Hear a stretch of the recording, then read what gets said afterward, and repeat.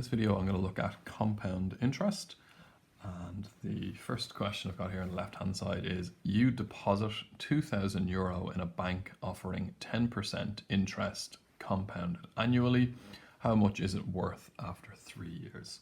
So just first, really quickly, what we mean by compound interest is in contrast to simple interest. So simple interest would just be €2,000 multiplied by 10% is €200, and that's the amount of interest you earn each year. So it would be 200 in the first year, 200 in the second year, 200 in the third year. That's another €600.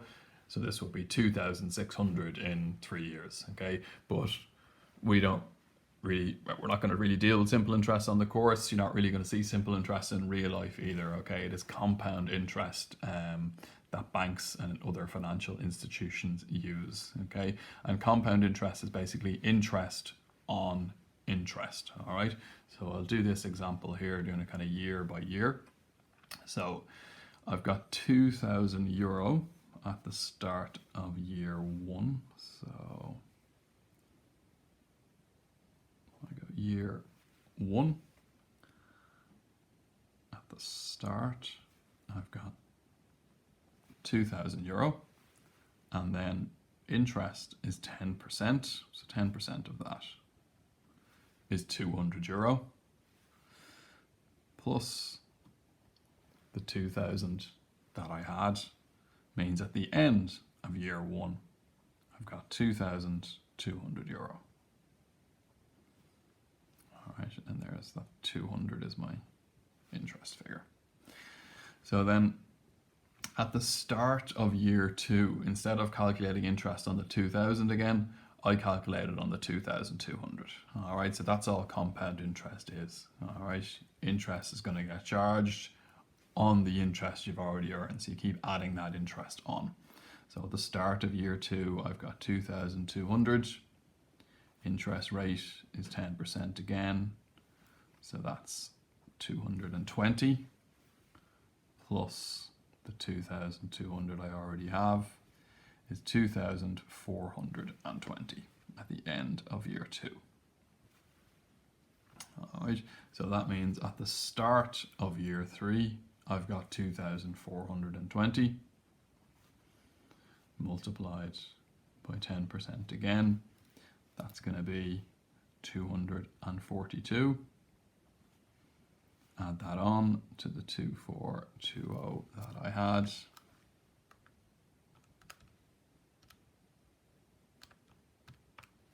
And that's 2,662.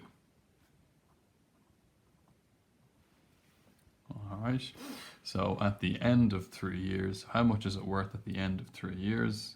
It's 2,662. All right, so compared to the simple interest one I just kind of did quickly in my head, I said that was €200 a year and it will be worth 2,600. So you can see you're better off when you're saving using compound interest, because you're charging interest, or earning interest rather, on the interest you've already earned. That's growing the amount of money you deposited more, and you end up having more money at the end of the period. Okay, that's fine. Okay, that didn't take us too long to do 3 years like that. If I look over here at the right hand side very quickly, I've got an example where it's 8 years that I'm saving the money for. So, you know, it wouldn't be any harder doing this for 8 years. It would just take us a bit longer. We'd have to do year 4, 5, 6, 7, 8. Okay, so is there a quicker way of doing it? And yes, there is. Okay, so on our course, we need to know the compound interest formula. And this is on page 30 in your log tables. So if you look at page 30 here, financial mathematics, first formula there, compound interest, final value equals P for principal multiplied by 1 plus I to the power of T. All right, so it's this formula here. F is the final value, how much it's worth at the end. P is the principal, so how much you deposit at the start, or how much you borrow at the start if we're talking about a loan. I is the interest rate, it tells me up here, and it tells me that the interest rate needs to be a decimal. So we'll deal with that in a second when I actually use the formula. And T is the time in years. Okay, so T is the time that you're depositing the money for or borrowing the money for in the case of a loan. So if I write down that formula here, final amount is equal to principal multiplied by 1 plus the interest rate to the power of T. All right, so the final amount, the amount at the end of the 3 years, is equal to the principal, the amount you deposited, so that is €2,000, multiplied by 1 plus, it says the interest rate needs to be a decimal, so you need to change 10% to a decimal. 10% of the decimal is 0.1. If you get a bit tripped up on those, sometimes the single figure interest rates trip people up, or sometimes where there's like a point something percent interest rate trips people up. Just divide the interest rate by 100 and that gets you the interest rate as a decimal. So 10%, if I divide that by 100, 1 over 10 or 0.1. So that's the interest rate as a decimal. So it's 2,000 multiplied by 1 plus 0.1 to the power of T, so that's 3 years. Okay, T is time. So if you just plug that into the calculator, it should give me the same answer as I got doing it year by year. So 2,000 brackets 1 plus 0.1, close your brackets. This y to the power of x lets you do any power, so that button, and then 3, and then 2, 6, 6, 2. So the same answer I got doing it year by year, but quite a bit quicker. And as I mentioned, if it was more years, it would be even quicker to do it this way. Okay, so there's your 2, 6, 6, 2. All right, I just put in 1 plus 0.1 in the bracket there. If you want to just do that addition and write 1.1 instead, that's fine. It'll obviously give you the same answer. All right, so over here then, this example that I've kind of pointed out before, where it's going to be a little bit of a longer period of time. So I invest €6,000 in a savings account with a 3% AER. Okay, so AER is annual equivalent rate, so just annual rate. It's an annual rate of interest. Okay, so you'll see AER sometimes for savings and APR sometimes for loans. They just mean annual rates of interest. Don't worry too much about what they mean. If you do not invest or withdraw any more money from the account, how much is it worth after 8 years? How much interest did you earn in total? So if you did not invest or withdraw any more money, that's an important point. So this formula is very useful. It can cut down our work a lot, but it has its limitations. So let's say if I invested €6,000 and started saving another €500 a year for 8 years, this formula won't be any use to me. Okay, if I invest €6,000 and I withdraw, I take out €300 every year for the 8 years, it's not going to work either. Okay, if the interest rate can go up or down during the 8 years, it's not any use to me. So it only works if the interest rate stays the same for the entire period and you do not put any more money into the account or withdraw any money from the account. In the case of loans that I'm going to go on to next, you can't make any repayments on the loan during the period, or else the formula doesn't work anymore and you would have to do it year by year again. So if the interest rate changes, you have to do it like this, all right, each year separately. This isn't the case here. Okay, I'm able to use the formula because there's just one interest rate mentioned. It doesn't go up or down, and it tells me I don't invest or withdraw any more money. But just they will kind of explicitly mention that in exam questions sometimes, that you're not paying any money off, you're not investing money, you're not withdrawing money. That's nearly kind of prompting you or giving you permission to use this formula, but they mightn't directly say it either. Okay, as long as they don't mention withdrawals, investments, you can use the formula. Anyway, actually using the formula here then. So it is, again, I'll just write down the formula from page 30 in the log table. So final amount is principal on 1 plus my interest rate to the power of T. So that is the principal, the amount I'm investing or depositing or saving is 6,000 on 1 plus My interest rates are 3%, so that will be 0.03 if we're not too sure about that. Just 3 divided by 100, 0.03.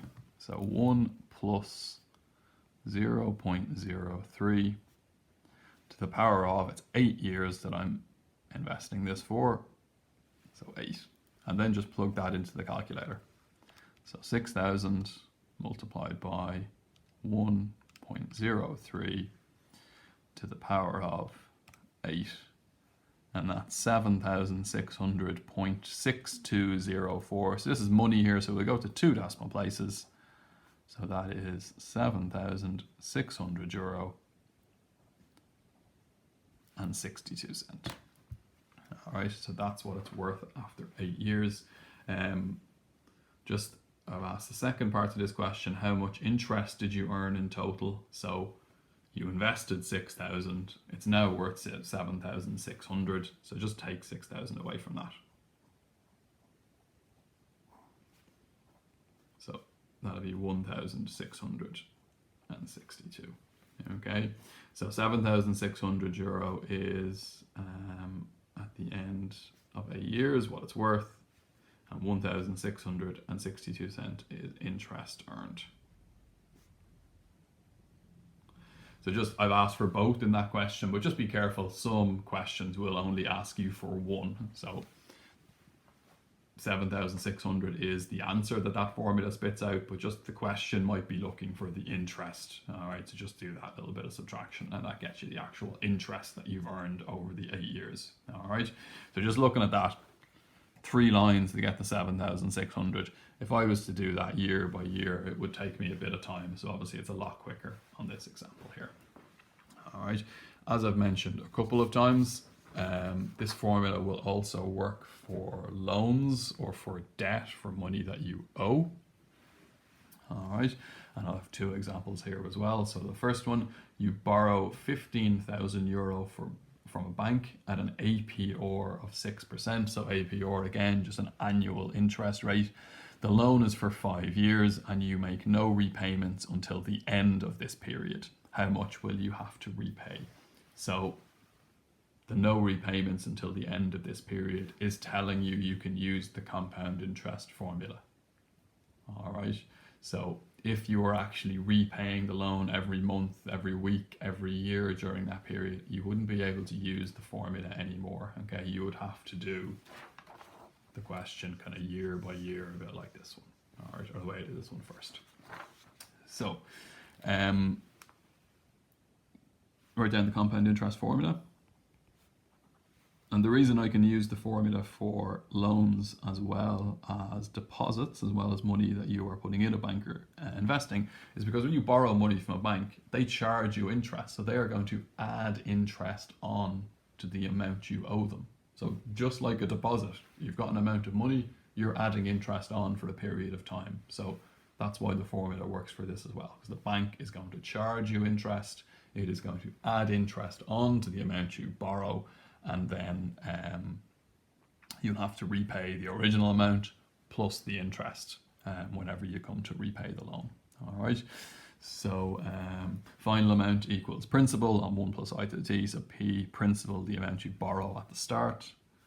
So that's 15,000 on 1 plus APR is 6%, so that's 0.06. Again, just 6 divided by 100 if you want to change that into a decimal.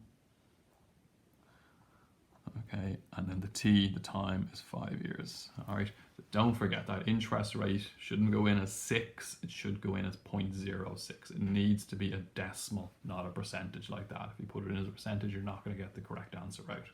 As I said, it does remind you of that on page 30, the log tables, but you should remember that as well. So that is going in as a decimal. So just plug that into the calculator then. So 15,000 on 1 plus 0.06, close my bracket, to the power of 5. I put minus 15 in, doesn't really matter, it's the 20, so 20,073. And again, it is money, so it's 0.383, so that would be 38 cent. Okay, so that is worth, or sorry, so you owe 20,073 euro and 38 cent at the end of that period. Okay, so that is how much you would need to repay the bank. All right, so it was 15,000 you borrowed, it's 20 grand you end up repaying, so there's a little over 5,000 euro interest that you need to repay the bank. Again, just watch out if that was the question they asked. It's the actual repayment they asked for here, so that's the answer. But just sometimes they'll ask for the loan or the interest that's charged. Over here, just similar example, just one small little tweak on it. So you owe 3,000 euro on your credit card. The credit there should be credit card company charges 1.5% interest per month on outstanding balances, so money that you owe. If you make no repayments for 6 months, how much would you owe? So just the only difference here is that it's an interest rate per month, but you're asked for how much you owe after 6 months. So we're going to do it the exact same way. Okay, so the final amount you owe is going to be the principal, the amount you kind of borrowed almost, so 3,000 that you owe, multiplied by 1 plus, so 1% would be 0.01, so 1.5% is just 0.015. If that trips us up, just 1.5 divided by 100 is 0.015. So the interest rate here is 0.015. And because it's a monthly interest rate and we're looking for how much we owe after 6 months, then the time here is going to be in months as well. All right, so it's 6. That's 6 months. All right, so the time, it does mention T is the time in years in this formula, but if you've got a monthly interest rate, you can put a number of months up there. If you have, say, a quarterly interest rate, so how much is charged every 3 months, up there put how many 3-month sections are going to pass. Okay, so this time can be in something other than years, as long as you have something other than an annual rate here. So monthly rate here, number of months here, that's fine. Okay, so sorry, I should have written the formula there. I should always write the formula. So P on 1 plus I to the T. So then just plug that into your calculator. So 3,000 on 1.015 to the power of 6. So it's 3,280. So 3280.329. So to 2 decimal places, you would just round that up. So 3,280 and 33 cent. Okay, so these questions wouldn't maybe explicitly say to the nearest cent or to 2 decimal places, but it is money. So with money, go to 2 decimal places because obviously cent doesn't go past that. All right, so 3,280 and 33 cent. So it was 3,000, so it's another 280 euro in interest you'd have to repay if you didn't make any repayments for 6 months. All right, so that is compound interest for savings, investments, deposits, and also for loans or debt.